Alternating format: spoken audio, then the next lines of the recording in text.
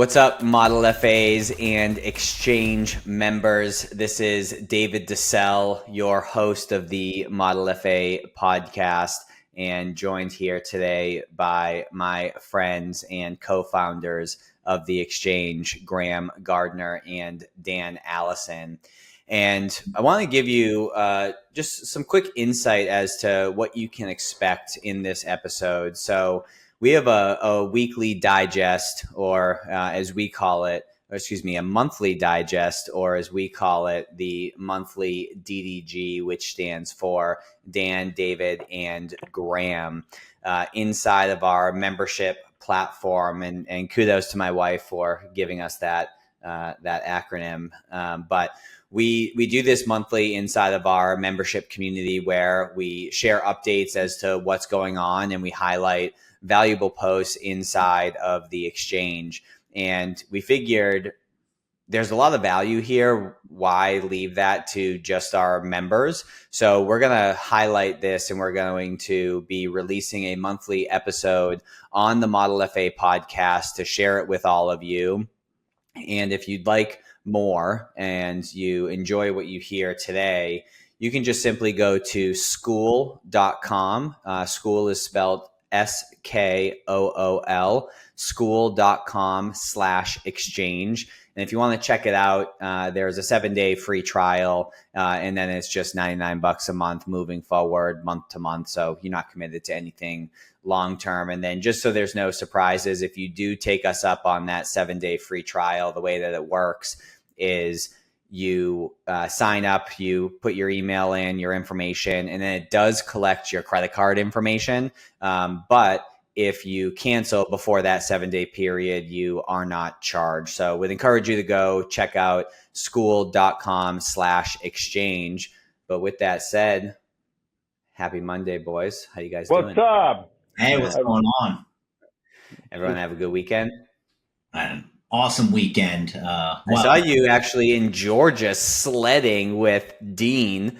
What was that like? Well, first off, my wife grew up here in Georgia. I grew up in Northern Virginia, so I'm used to the snow. She's not at all. So it was like with two people that just losing their minds, no idea what was going on. But yeah, we're sledding off at this big berm in my backyard.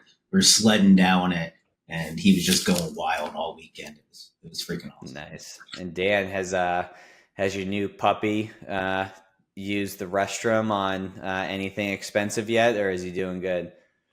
No, not expensive. His mouth is the problem. He is likes to carry. He's got great taste when he steals shoes, and he got one of my watches this weekend. That could have been bad. That was a price. So he takes after one. his, He could have. Yeah. He takes after his owner. Your mouth is what gets you in trouble every now and again. Fact. My God, this puppy training is a pain in the ass. Yeah. Well, the first month, and then gets into a groove. At least that's how. I don't have a month. I need it to happen faster. Well, do a better job, Dan. Yeah. Maybe you could hire a consultant and practice what you preach and see what advice they have to share. Coming today at 6:00, buddy.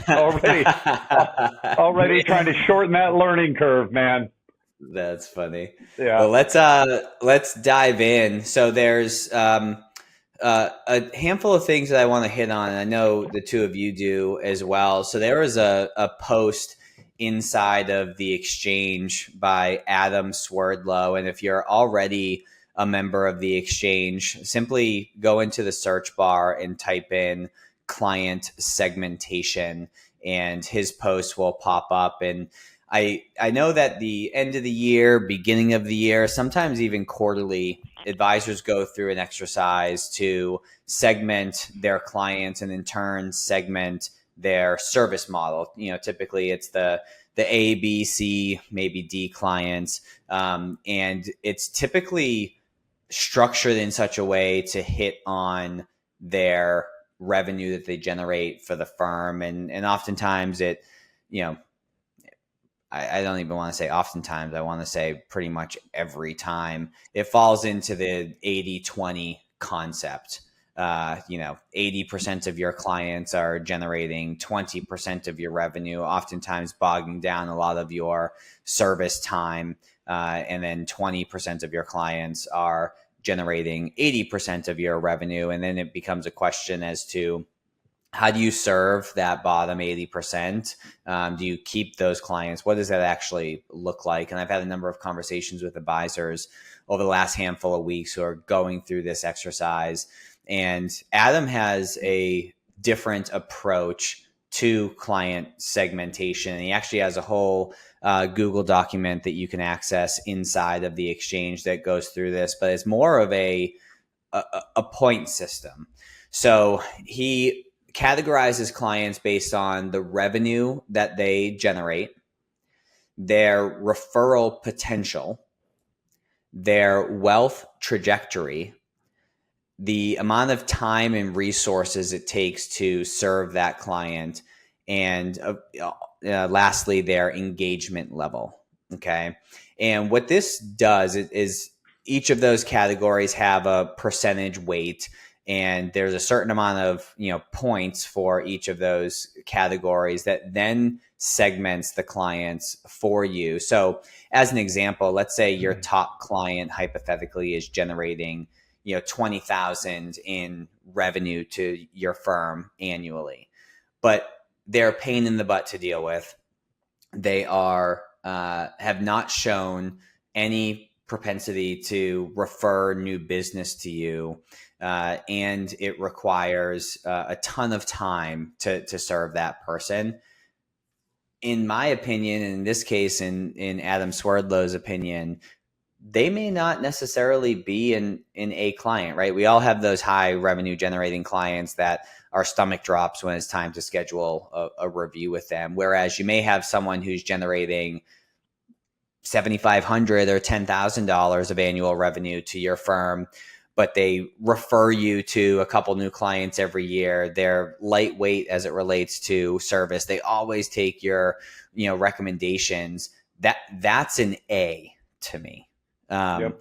So as you're evaluating your client segmentation on a go forward basis, I would encourage you to not just look at what amount of revenue they're generating, but also the sort of intangible kind of qualitative aspects of that person as well. But Dan, I know you work with a lot of firms and you probably come across this same challenge. Like what are your thoughts on how folks should segment their clients moving forward? Now, David, I love the exact same post. It was, when I coach people on the referral methodology, one of the things I do is tell them to isolate their clients based on two criterion. They would hate to lose the client, but they would love to clone them, meaning if their entire client base was that one client, they would love, each week of their career. And I think what Adam did there is really give a way to measure that, like to be able to really think through, because what I coach is it's a feeling like that. You can make it empirical, put numbers to it, because you're right. Just because somebody has, you'd hate to lose that 20,000 of revenue for sure. But would you want every one of your clients to have those following characteristics that Adam measures? Of course not. So I think it's awesome. I think one of the things advisors do, most of the firms we work with, when we look at their segmentation, it's all empirical for the most part. It's like revenue to the firm. Sometimes they add, have they referred, but they don't go deeper into how do I feel when I spend time with this person? Like it's great. They're good revenue for the firm, but if they exhaust me and drain me and continually second guess my recommendations, I don't want to focus my time on people like that. I don't want to lose them, but it's not where I focus any kind of business development, client appreciation. I want to do that for people that score high in what Adam put out there. Yeah, and it should ultimately come down to, you looking at all your A clients after you go through this segmentation exercise. And those are the people who give you energy. Your B clients are people where it's neutral. right? You don't necessarily get or lose any energy. It's not a net negative nor a net positive. And then your C's are draining your energy, and you need to really figure out what that service model looks like. Could you afford to get rid of those clients, either sell off that book of business or just say, hey, it's no longer a fit for, whatever reason you want to give them. And then when you segment your clients, you can then say, oftentimes when people are like getting rid of their bottom rung, they're doing so by either just getting rid of them, selling it off, or hiring another advisor, to take over those relationships. But you're basically giving them a crappy role, that advisor, because they're dealing with all the crappy, people that drain your energy. And oftentimes people take the approach of, okay, for every new A client that I bring on, I'm going to get rid of a C client. However, there's a client that I have, Jerry, out of Long Island. And what we decided to do is, let's say you have a new $10,000 a year client who comes on board.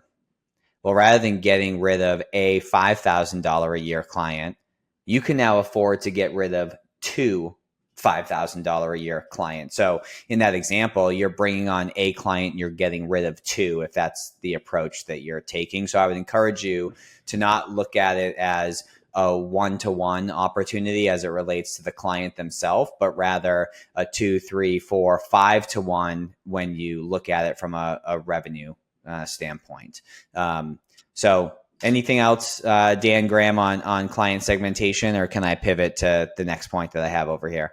Yeah, pivot. I'm going to tie back to it on one of the things I was going to talk about. So I think they're related, but we'll save that. Cool. So 2 quick highlights, and then I'll pass over the mic to you, Dan, and then I'll come back at the end to share just a couple updates and additions and shout outs. But I just want to talk about the power of Michael Kitces. If you're listening to this and you don't know who he is, you're most certainly living under a rock. So Google him, listen to his podcast, and consume his information.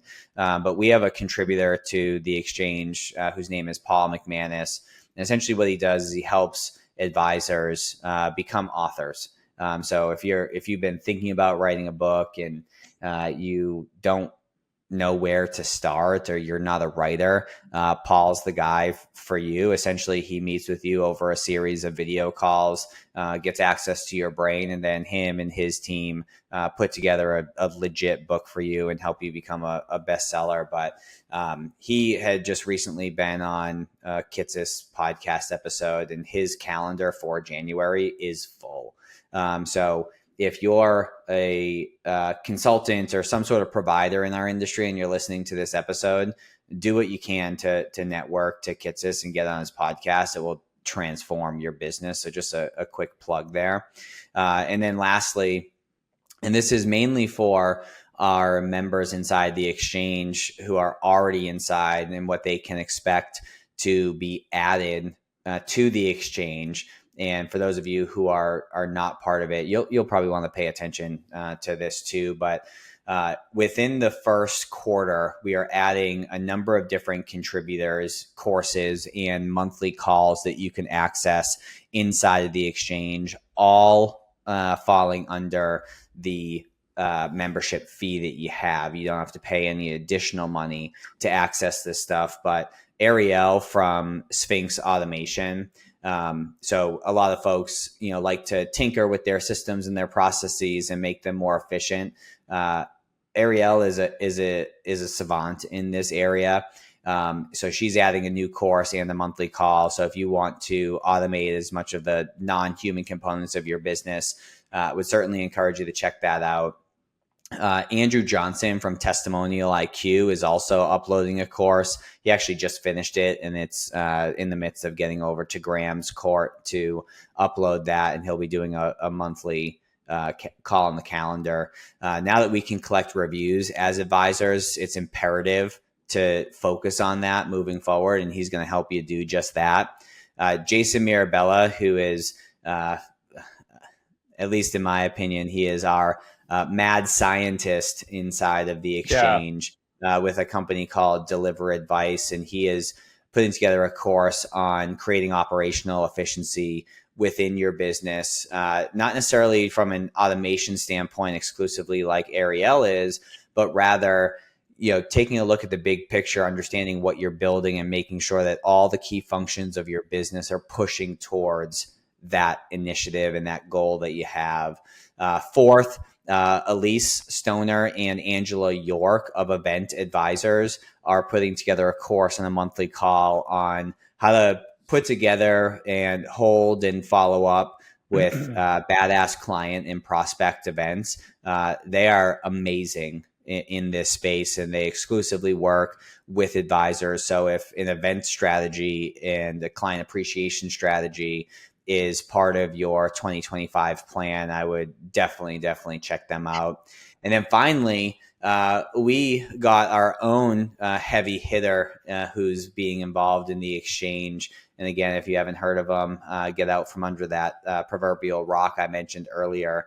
Matthew Jarvis is adding a course all around delivering massive value to your clients, and there'll be a monthly call with him as well. So we have a lot of good things. And for those of you who are not part of the exchange yet, essentially what we're looking to do is we're looking to combine all the industry's best IP and consultants under one umbrella, have a community that's actually engaged. You're not distracted with the Facebook communities, running through doomsday posts and, crazy posts from your aunt or uncle or anything like that. Like, you are off Facebook to where you can actually focus. There's monthly calls. There are a number of courses hitting on multiple areas of your business, from business development, short form video, referral strategies, the whole nine. So again, would encourage you to go to school.com/exchange and check that out.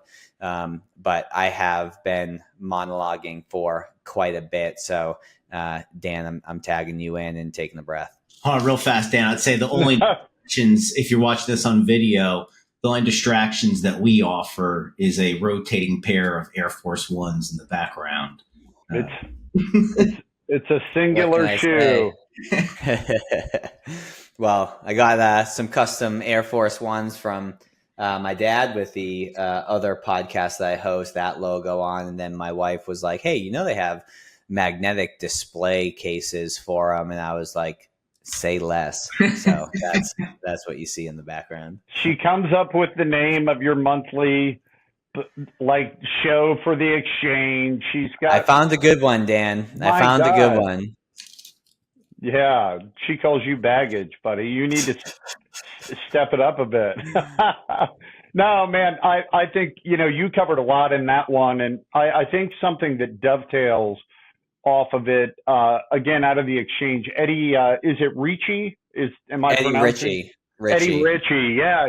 He had posted, he's an expert in staffing and employee management and how to recruit and retain talent. And he had published kind of 2024, what were the trends in advisor acquisition of talent? What kind of people are they hiring? And one of the positions, he called it a second chair advisor, which, a lot of firms that I work with, and I would say the majority of firms, they start as kind of solopreneurs. They get too busy, so they hire a support staff. And next thing they know, if they're successful, they wake up one day and they've got multiple staff handling all what they consider low payoff activity. But then they all hit this threshold. They're the rainmaker. They're the only one that knows how to make it rain. And when they bump into that scenario you talked about, David, kind of that 80% of my clients are taking most of my time and producing 20% of my revenue. What do I do about that? Well, to me, that second chair advisor, if I'm an advisor thinking of retiring, normally they'll bring in an advisor a couple of years in advance, right? To start to get to know the client so the transition's easier. And I love the idea of a second chair advisor, hiring them early on with the idea that, hey, at some point, I'm going to have to make a decision to offload a significant number of clients. And if I've already got this built-in second chair advisor who they've gotten to know, that feels less like a decision. Do I fire them entirely? Like, I've never been a fan of like analyze, pick your 20% that produce 80% of revenue and get rid of the rest.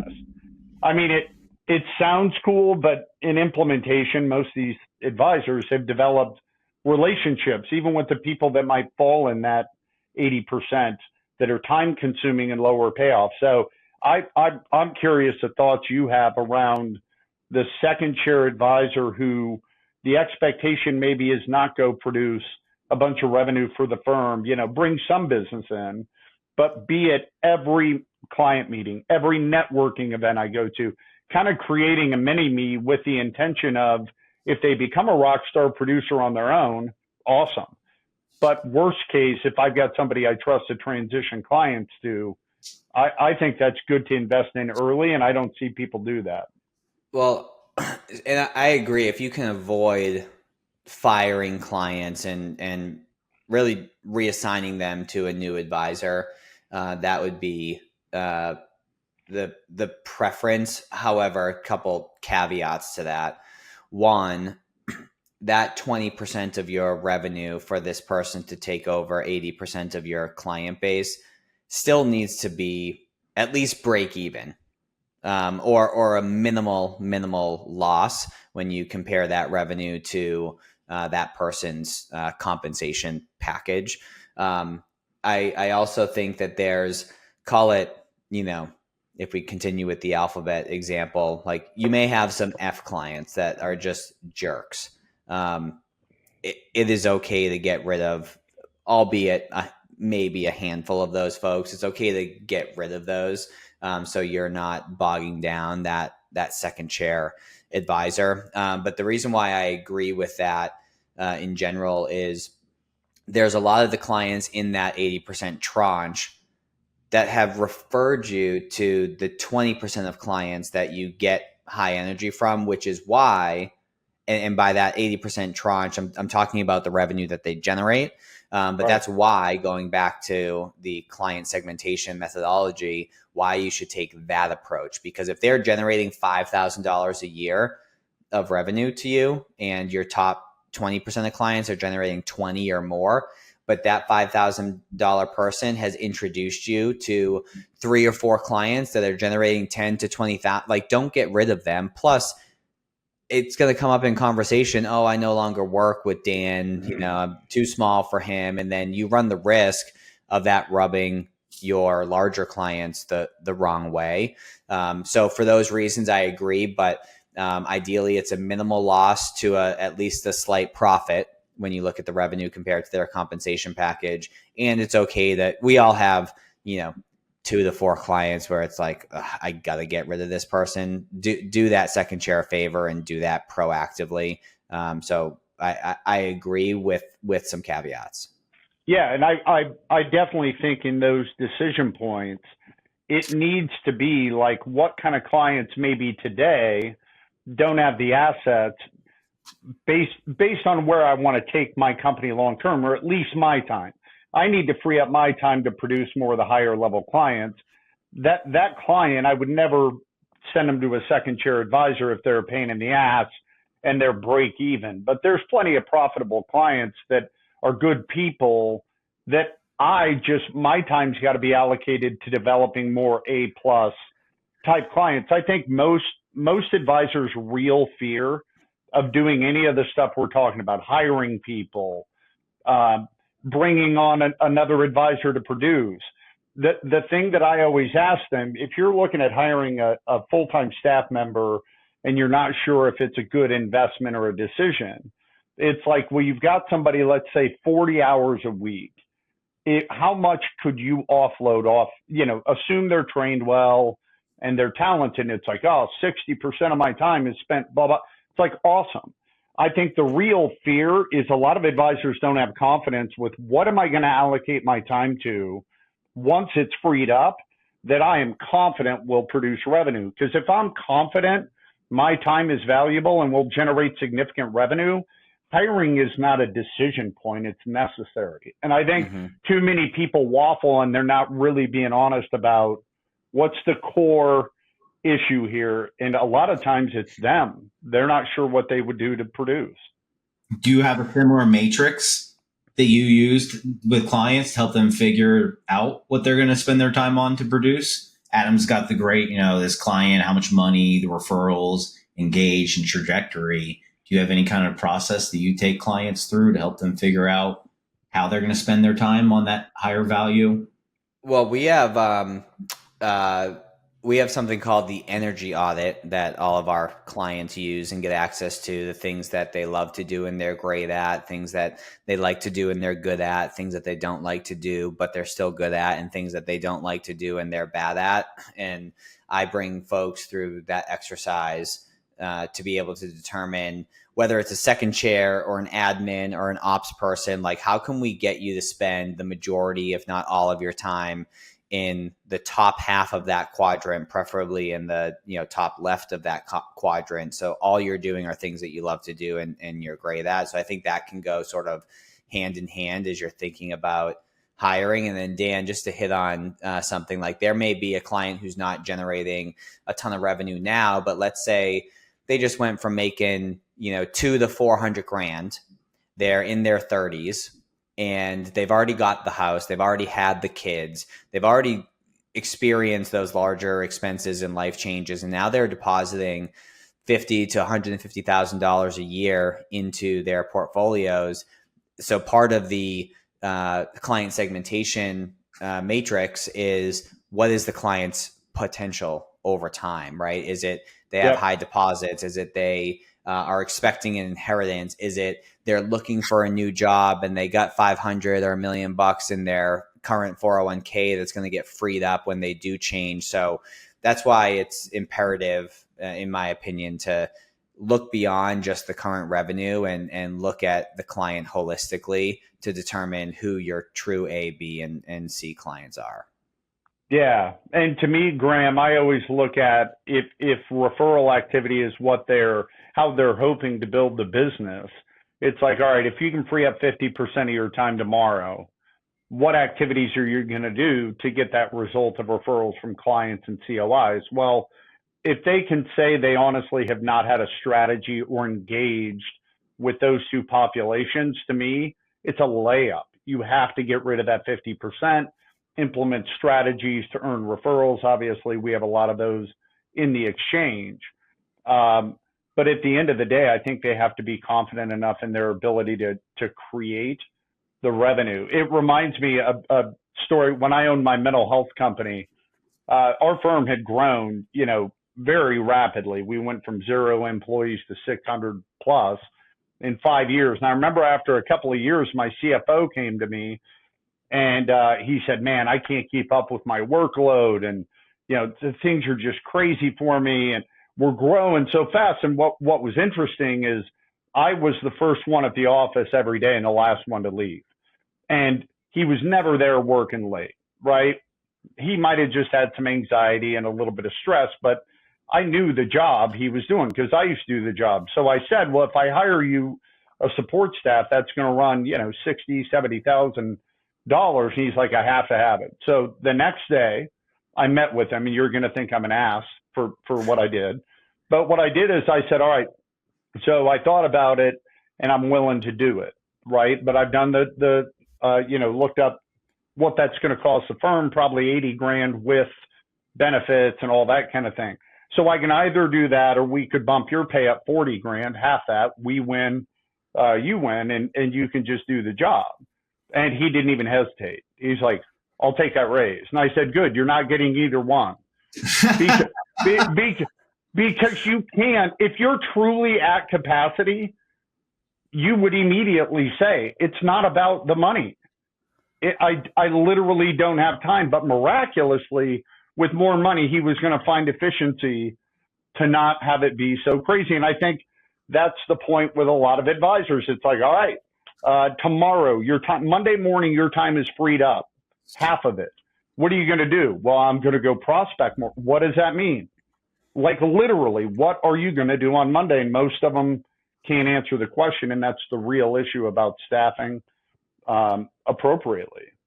Mm-hmm. And a lot of advisors don't act like entrepreneurs in the actual sense of entrepreneurs. If you own a business, you can expect to be in debt the first 3 years. That's part of the risk of entrepreneurship. And when you hit it big, you deserve the result. And a lot of advisors aren't willing to do that early on, to say, look, I'm gonna swing for the fences, burn the boats. I'm going to go into debt. I'm going to pull out all my home equity to hire the right people, to build the right things so I can do what I need to do. They want to wait until cash flow will allow that. And I think advisors should look at that differently. Spot on. Graham, well, bring us home before I go through some logistical stuff to wrap us up. Well, first and foremost, I know we've been talking about business-related stuff, but I am an NFL head. I am a Washington Commanders diehard fan. And if you watch Wild Card Weekend, they won a thriller. It was the only good game of the entire weekend. I know you live in the Tampa area, David, so I doubt you're actually a Bucs fan, because I know you attach yourself. I got season tickets, but it's just to go to the games in the sunshine. But and I have a jersey. But let me put it this way: if they lose, my day the next day is just fine. Well, watching on video, I got the Redskins apparel behind me, the Wheaties boxes and everything. So my week's a great week. I quit getting emotional over sports when I quit sports gambling. For me, that made it so much more fun to watch sports. Yeah, when you're not worried about the over and under, you have a lot more fun, right? Real quick, 45 seconds. I have to tell you a funny story. My youngest son, who's now 17, when he was in elementary school, I went to a parent-teacher conference, and he had a male teacher.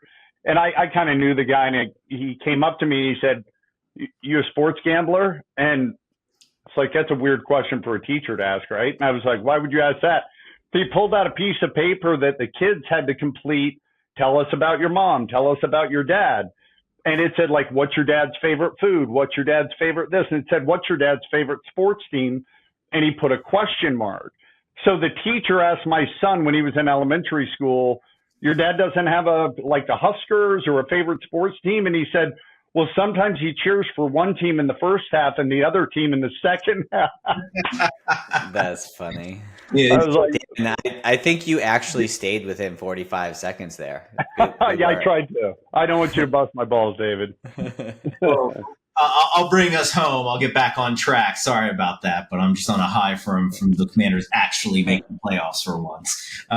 So this past week, within the exchange, and again, if you're not a member of the exchange, check out the free trial. I promise, just from Dan's content alone that you find in the exchange, you'll happily pay that $99 a month. It's going to be a no-brainer, let alone all the awesome conversations and collaboration that's happening in the exchange. But one of the things that we do, part of our collaboration, I do host a monthly marketing call, and we had it this past week. And there was a theme that very much we shared on this call that I want to leave everybody with, since we are in January and this is the planning month where we're all thinking about the future ahead.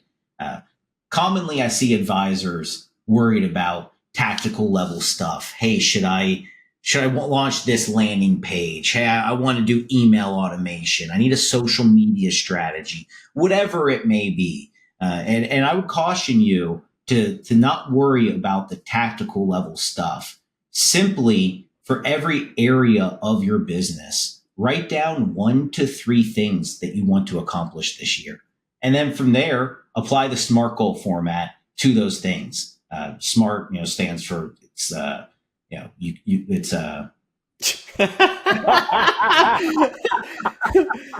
specific, measurable, attainable. What's the R? R is it's this freaking. It's repeatable. Yeah, repeatable, and then time bound. Yeah. See the importance of it, and also have a team around you that can help you finish your thoughts and see things through. This is why we. If you're on, We don't stand a chance against AI, guys. We're Yeah, screwed. If you are not watching the video and you're just on audio, whatever the darkest red is on the red palette, that is Graham's head right now. You are correct. My face is very red right now. And the irony of the acronym being SMART is just too much. I love it. I'm going to blame the Kepra. It's the Kepra mess. Listen, maybe if you watch less football and did Well, as I tell you how to plan out your year to make sure you're profitable, definitely listen to this guy, right? Actually creating goals that track back to what you want to accomplish and then deciding what tactics support achieving those goals, I think is going to allow your business to get much further, much faster.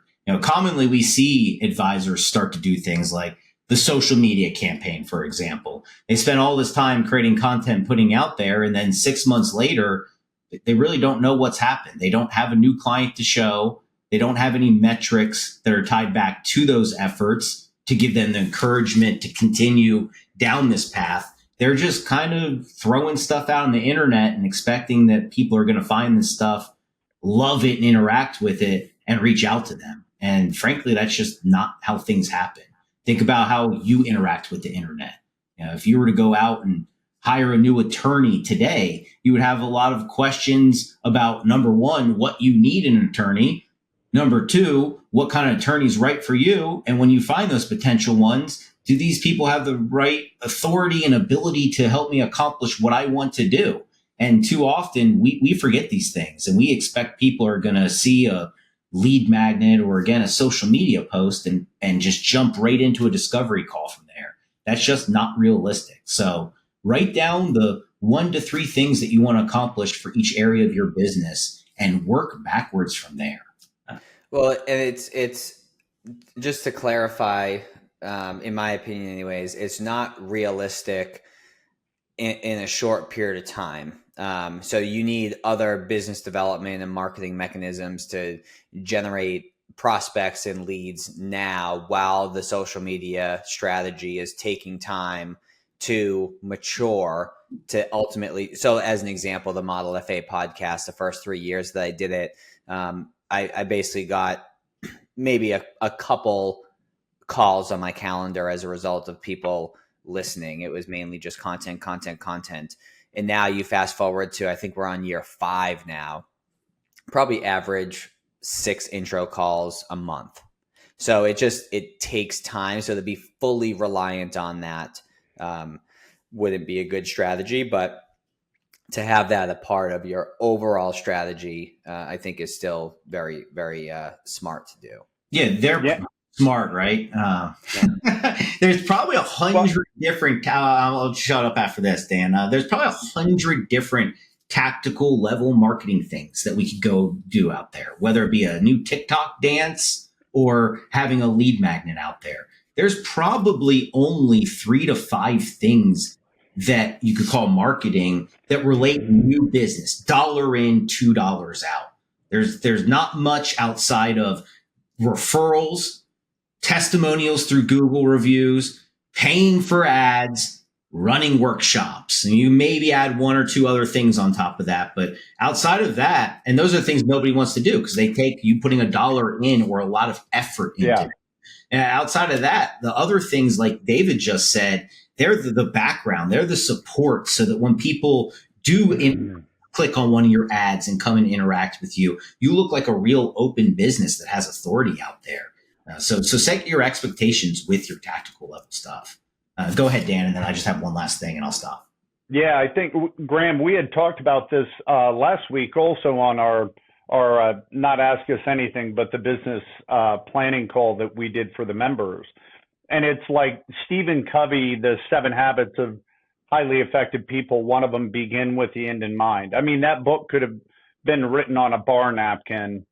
It was so common sense, but it's unbelievable how much problem solving you could just look at those things and they are the actual problem. So marketing, beginning with the end in mind. If you know, like I told one of our members last week, what is your North Star? What are you unequivocally trying to accomplish at the end of the year, from revenue to the number of clients that make the revenue to who these people are, then what are the so you got to be smart, right? It's got to be measurable, repeatable, all that kind of stuff. But what are the action steps that will lead to that? And if you work all the way back, you'll realize that daily you are making multiple decisions, whether it's what to read on the exchange, where to spend your time in a publication, reading articles, and you're spending the time without focus, because is learning this skill, does it move you forward into those three clearly defined goals that you have?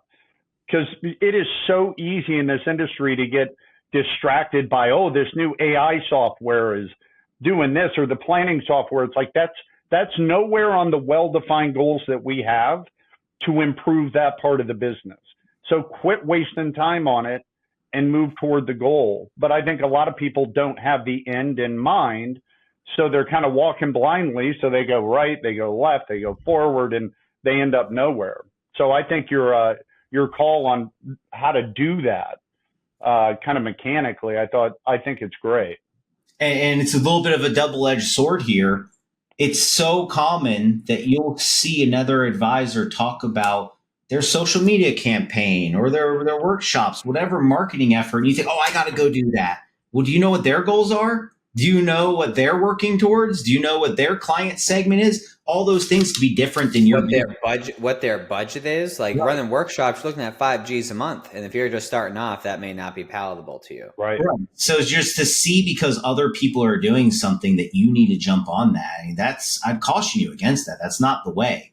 But with that said, if you do want to jump into any tactical level efforts in the exchange, we have members that have done all these things, and they share their feedback constantly all the time. So if these types of things do match up for your business and they make sense, I would encourage you that if you're already a member of the exchange, or if you're going to check out that free trial that David mentioned, do a search in the exchange for, I know there's posts about lead magnets and specifically workshops, and see how these other advisors have broken their teeth taking on these efforts. Because regardless of what it is, even with workshops, $1 in, $2 out, I've seen plenty of advisors run workshops and 3 people show up.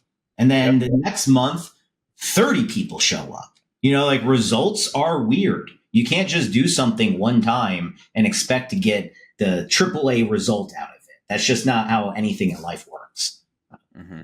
And so the last thing I wanted to hit on is that tactically, there was a really great post in there about Google reviews. And specifically, it linked out to a Michael Kitz's podcast where he talks to somebody about getting their Google reviews. And if there is something that tactically you're going to jump into here in January, I would encourage you, make sure your Google business profile is built out. Create a review program for your company where you've got a systematized way of asking for reviews. If you watch that Kitz's podcast, you'll see he shares this in there. Asking for reviews is not just audibly right now me asking Dan and David about it, but it's also having light automation systems that at certain times ask for it, and then documenting that back in our CRM system. So I'm not spamming them when they've already given me for reviews, asking for new reviews. So there are some tactical level things out there that they just make sense. And regardless of what your strategy is this year, you're going to have to do that.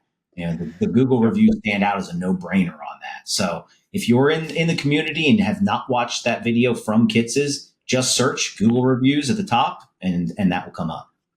Well, we didn't even plan this out in advance, but that couldn't have worked out any better, Graham, because a few things I wanted to wrap up with is on January 23rd at 12 p.m. Eastern, I am co-hosting a webinar with Andrew Johnson with a company called Testimonial IQ. And this is all we're talking about. So whether you're a part of the exchange or not, you can join this webinar. And Graham, if you can please make a note of this. The registration link will be in the show notes of this episode. If you're listening to this episode past January 23rd and you want to access the recording of it, just email me at david@modelfa.com and I'll happily share that recording with you. So definitely check out that webinar on the 23rd. And then the last two things here is just shout out to Melody Brady. She's our member of the month for the last 30 days. She is always chattering inside the community, asking questions, sharing value, contributing to other people's posts. And as a result, her, Joe Moss, and David Daly have reached level 6 inside of the community based on their contributions. And as a result, later on in January, we are hosting our first VIP mastermind that Dan, Graham, and myself are pouring into the three of them. We max those groups out at 10. So as you get into the exchange and you contribute, you get to level 6. That's no additional cost. And we limit the group to 10, and we're helping facilitate going deep into your business. So congrats to Melody, and special shout out to David Daly as well as Joe Moss for all your contribution and helping turn, frankly, this group into a true community. So thank you for that. But we appreciate you hanging out on this episode of the ModelFA podcast, this edition, or I should say this episode of the monthly DDG and this edition of the ModelFA podcast. And if you are not a member of the exchange, again, school.com, Graham, please make a note, put this in the show notes as well. School.com, SKOOL/exchange, school.com/exchange. And if you are already a member of the exchange, we appreciate you. We're about 630 strong right now across the world. So we thank all of you for your contribution, your trust, your consumption of the content, and looking forward to seeing what this turns into in 2025. But with that said, we'll catch you on the next episode. See you guys. Thanks for having us. See ya.